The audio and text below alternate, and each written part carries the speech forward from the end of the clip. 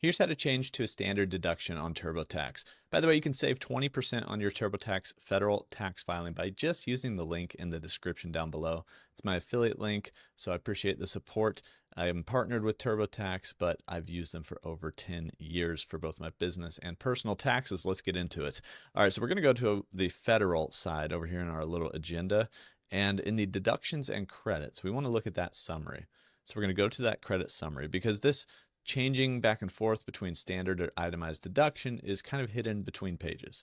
So we go down to the bottom of this deduction summary and we have a continue button. So we're just continuing on through our taxes.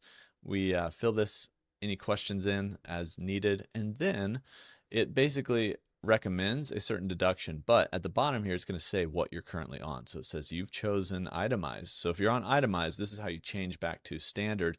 If you haven't made that selection yet, it's likely on standard for you, but you're going to confirm that down here, and you can change your deduction by clicking that button and going back to standard if you need to. If you were playing around with itemized to see if you could get something, better, but you didn't, and you need to go back, then that's how you select standard, and you can continue from there.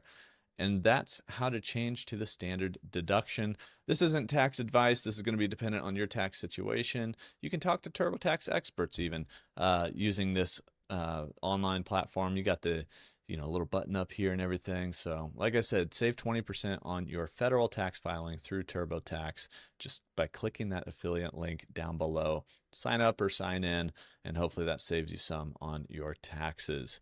That's how you can change to standard deduction on TurboTax.